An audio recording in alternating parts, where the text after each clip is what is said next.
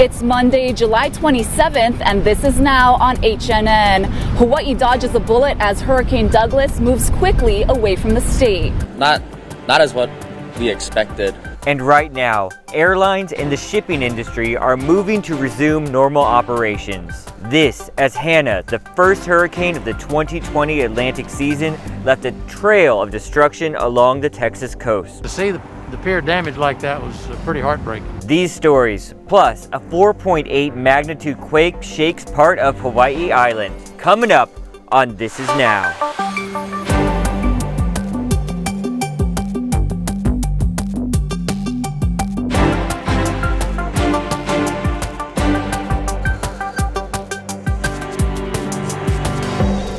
Good afternoon. Thank you so much for watching This Is Now. I'm Jonathan alongside Mahea here. Good to report that all hurricane and tropical storm warnings have been dropped as Douglas moves away from the state, sparing us from any damage. Yeah, we were quite worried, especially for Kauai, but as Ashley Nagaoka reports, the Garden Isle is now in the clear. It is a breezy and beautiful day here on Kauai. We want to show you some of the effects from Hurricane Douglas. The large surf did wash up some debris on shore here in Kapa'a. I spoke with some friends on the North Shore who said they did get rain yesterday, but otherwise the winds were pretty light. The winds today, though, are heavier than yesterday. So at this time, it appears the impacts from Douglas here on the Garden Isle were minimal. The Kauai Island Utility Cooperative overnight reported several power outages across the island, including some significant ones in the Lihue, Anahola, and Kilauea areas. But at last check, most of those customers have been restored. The county says 74 people stayed in emergency shelters last night. There were 4 of them open, and officials say they will close them later up today. Non-essential county offices are closed today. State and county parks here on Kauai are still closed and will reopen once conditions are assessed. The Kauai bus will not be in operation today, and today's trash pickup has been pushed back to Friday. People on Kauai may see residual activity throughout the day in terms of rain and large surf, but this event, if anything, has proven to be a test for our state's hurricane preparedness, especially during a pandemic, and I think a lot of lessons have been learned from this storm. Jonathan, back to you. Thanks, Ashley. Now let's toss it over to Guy Hoggy, who has a recap of the storm with the National Weather Service's Bob Ballard. Bob, it got precariously close. How close actually did it come, and how close were we to that severe weather? Yeah, at one point last evening, we were only about 35 miles from the center of the hurricane. If you were to go from Turtle Bay up to the center of Douglas, it was about 35 miles. And we looked on radar and the aircraft reconnaissance, we were only about 20 miles away from really getting into some bad winds. So lucky. That could have come down in just an hour or two. So we're really lucky that passed north of the smaller islands. Yeah, now we're looking at the path right now, and man, it just ran parallel to the state, but precariously close. And we were talking about it yesterday, that there was a possibility that it could wobble within that margin for error, and we would be inundated with heavy rainfall as well as those strong winds. Now, how do you explain that it managed to stay away from us? What were the factors involved that kept it on that path just to the north of us? We're thinking that because Douglas remained a little bit stronger system, that the more intense system was being pushed by the upper level winds, which caused it to go on that slightly northerly track. If Douglas had weakened just a little bit more, it might have taken that more westerly track across northern portion of Oahu or right on into Kauai. Even though it would have been a little bit weaker, it still would not have been weak. It would not have weakened enough to cause to prevent significant damage. So really counting our lucky stars today. Yeah, I know we were so close to it, especially when you compare it to Hannah, right? Hannah came ashore in Texas with similar winds, and the damage was unbelievable compared to what we saw, but yet similar storm. Right. I don't think folks realize just how much damage a hurricane could bring to the main Hawaiian Islands. We're used to breezy trade wind days, but we're not used to 50, 60, 70, 80 mile per hour winds. Yeah, and the thing about it is that we're really a tough target, right? Because we're spotty with landmass here and there and water in between. Whereas a landmass like Texas, there was no way they was going to miss them. And that's why they had those severe effects. And for us, phew. Yeah, exactly. If you go just a little bit north of the islands or a little bit south of the islands, you don't see the core of that hurricane. We're a small target in a big ocean, but that also means that we're vulnerable, we're isolated. And so, we've been hit by hurricanes before, so we know it's going to happen again. We just don't know exactly when, and that's why we take these things very seriously. When they come our way, we have to pay attention and we have to be ready. All right, Bob Ballard, we're in the early part of hurricane season, and that means we'll be talking to you a lot more in the months to come. Thanks a lot, Bob. Many residents across the state appeared to have listened to those emergency officials and took shelter. Here's Casey Lund with more on that. Well, yeah, this might certainly look like the scene of a hurricane aftermath, but Board of Water Supply says that this water main break actually had nothing to do with the hurricane. But I want to just give you the details really quick. A HECO pole was involved here, so they're digging out that. They've stabilized the pole. It's a 30-inch water main break. It caused some road closures earlier this morning, but you can expect them to probably be working on that for a while. But let's talk about what happened here on Oahu yesterday. We were up in this part of the area at Hauula covering preparations, what people were doing to get ready for Hurricane Douglas. And a lot of folks were kind of shrugging it off, not taking it too seriously until those sirens sounded on Oahu. And that's when we started to notice people coming out, boarding up their properties, and starting to take this storm a little more seriously. We know from the city there were about 350 people went to emergency shelters. About 300 of them were in town at the convention center. The rest were scattered out throughout those other shelter locations. We covered extensively yesterday the fact that some North Shore residents didn't feel like there was enough and adequate shelter for them on the North Shore, which was expected to be hit the worst. We talked to the city. They said some of their options like Kahuku High School and BYU, the elementary school there, they were worried that if they put people in those shelters, they'd have to re-evacuate them because of flooding, because of those concerns. So they said some of the best, safest places to be were more in the center of the island. So for North Shore folks, they were able to go to Kaneohe, a couple of places there, and then Wailua High School on the other side for folks in Haleiwa. But again, so many people grateful today that for the most part that storm really passed us by. Downtown Honolulu, a lot of businesses closed down and boarded up their windows starting on Saturday. Murphy's, for example, closed down on Saturday, said they were preparing for Hurricane Douglas. They didn't want to put their employees at risk, and we know that some places are still going to be closed today, in fact, giving their employees, especially the city folks, a rest after a really busy weekend when a lot of us were on pins and needles. But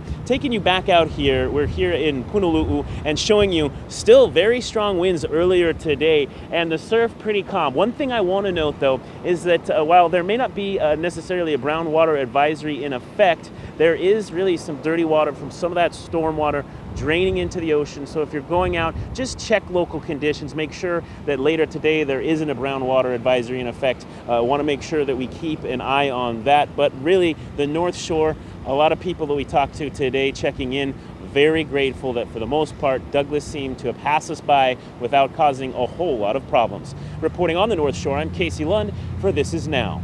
Most inter-island barge shipments won't resume today, but one will. Howard Dykes reports. Young Brothers sent all its tugs and all its barges 140 miles south of Hurricane Douglas and will bring them back to Honolulu when the port is clear.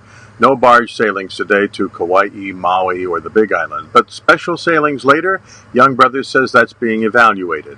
Matson's barge to Kauai is already sailing there this morning. Kauai Harbor is open, and its barge to Kauai is sailing as close to Nawiliwili as possible, so it'll be ready to go in when that harbor reopens. Matson and Pasha both have ships here waiting to dock and unload cargo as soon as the port of Honolulu is open. Hawaiian Airlines today will fly its inter-island fleet from Kona back to Honolulu after first doing a field damage assessment to make sure blustery weather didn't damage any of the B-17s or the smaller Ohana planes, which were also moved to Kona. But the first round trip to Lihue, Kahului, Kona, and Hilo were all canceled this morning to buy time. Longer range jetliners were left on the west coast, so trans-Pacific flights can restart today, but with the westbound end of the runs happening first. There was an earthquake off the Big Island this morning. The magnitude 4.7 quake struck around 6 a.m. about 12 miles southeast of Na'alehu at a depth of nearly 22 miles. Officials say the quake was not strong enough to create a tsunami, but a lot of people felt the shaking. The USGS's Did You Feel It page got more than 460 responses. Our Allison Blair says she felt it on Molokai. The Hawaiian Volcano Observatory says the quake had no apparent effect on Kilauea or Mauna Loa volcanoes. Experts say the bending of an oceanic plate may have caused this quake. Want to talk about some severe weather in Texas? Folks there are dealing with the remnants of Hurricane Hannah and a big surge in coronavirus cases. Want to toss it over to Janet Shamlian, who's in Corpus Christi, Texas, with the details. 90-mile-an-hour winds whipped across South Texas over the weekend as Hurricane Hannah slammed into the coast. Strong gusts blew this semi off the road. Its driver appeared shaken, but safe. Homes and businesses were submerged. FEMA approved an emergency declaration for federal aid. A tourist hotspot in Corpus Christi, the Bob Hall Pier, was ripped apart despite surviving Hurricane Harvey almost 3 years ago. To see the pier damaged like that was pretty heartbreaking. Joe McComb is Corpus Christi's mayor. A hurricane, it hit yesterday, we're out here today. COVID hit back in February or March and we're still dealing with it. That's really the frustrating thing. Some of the heaviest rain fell near the border in Hidalgo County, where coronavirus hospitalizations have more than doubled this month. Area business owners say Hannah is yet another challenge in an already difficult year. I came here for spring break, knowing that this is a tourist attraction area. Then the COVID hit. So I was like, wow, that just messed out all the money that I was supposed to get in March. What's it like to have COVID and now a hurricane? Man, it makes you really start questioning a lot of things, but I have a lot of faith in God. Corpus Christi's mayor says they did not have to open emergency shelters, but if they did, it would have been a challenge due to social distancing. Janet Shamlian, CBS News, Corpus Christi. Hawaii today reported 28 new COVID-19 infections, a noticeable decrease after several days of high cases. Now, the Department of Health said it's likely due to a decrease in lab reporting because private labs did not conduct late work shifts, and the Department of Health State Laboratories Division was closed on Sunday due to Hurricane Douglas. Now, all of the new cases were on Oahu. The state also identified 2 bars associated with COVID-19 clusters, Brix and Bones on Hopaka Street and Arena 808 on Keeaumoku Street. State health officials are asking anyone who went to these bars between July 16th through the 26th to contact their physicians. Meanwhile, Lieutenant Governor Josh Green says that gatherings should be reduced.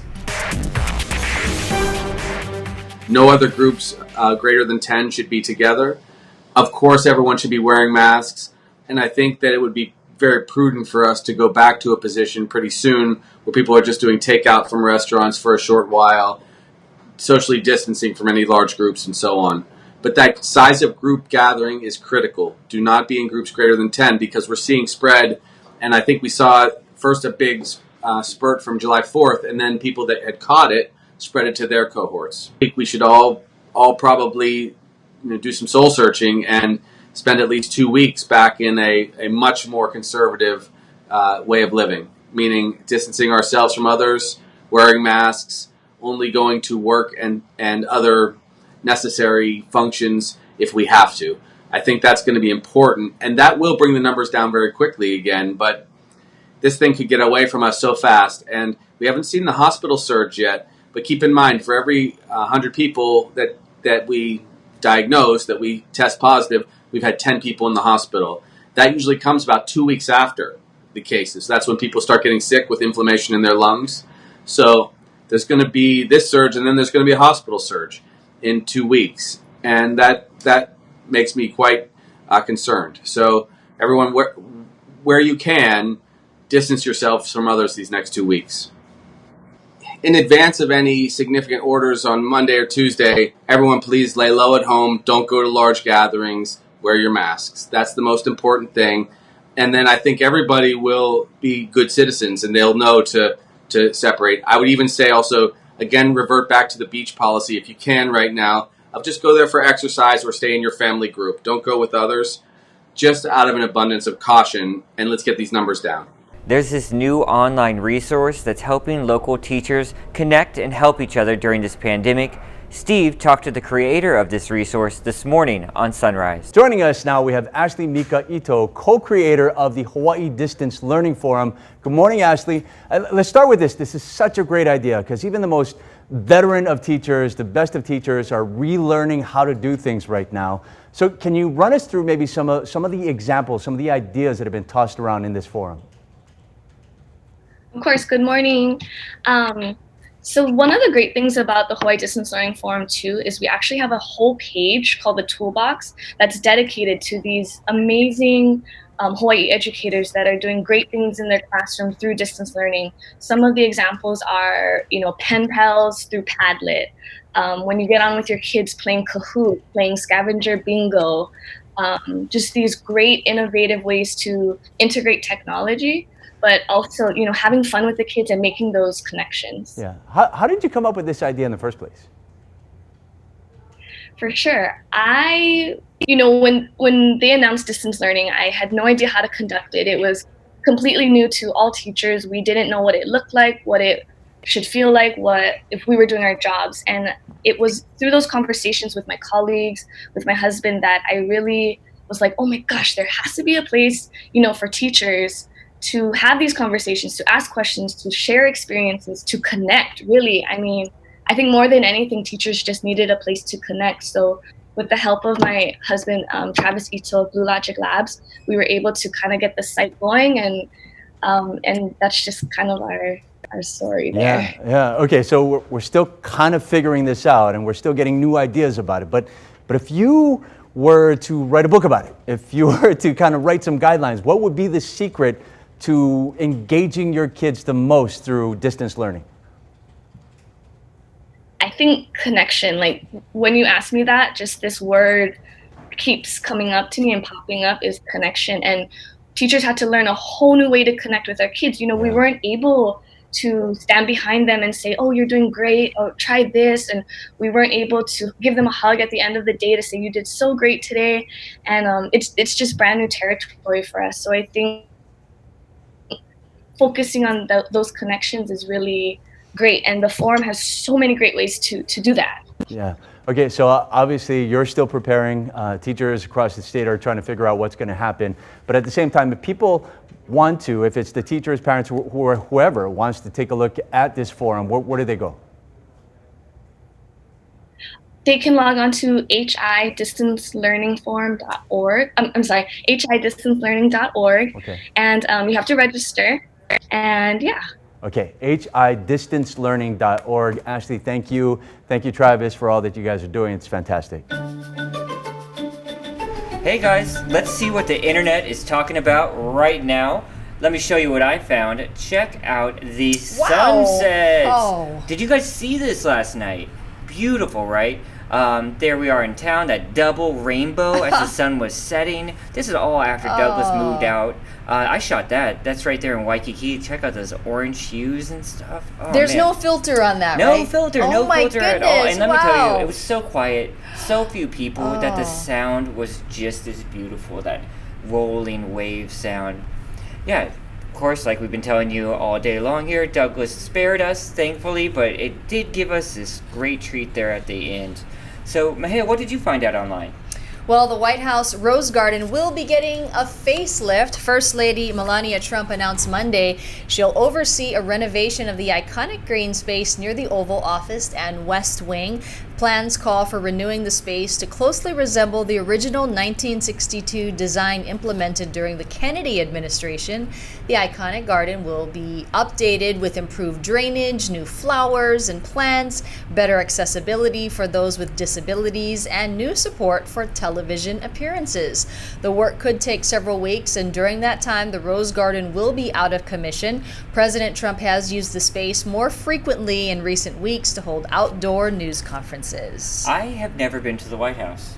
I would love to go. And to be honest, I haven't been to D.C. So, oh, really? Yeah, never. I've got to go. It's bucket list time. Look at that amazing garden. Now, D.C. is amazing because it is truly the center of history and the center of power. And I've always wanted to see the cherry blossoms there as well. Well, there's some big royal news, right? Yes, the new book appears to reveal a behind-the-scenes turmoil that had led to Prince Harry and Meghan's split from the royal family. Mark Phillips is outside Buckingham Palace in London with all the details.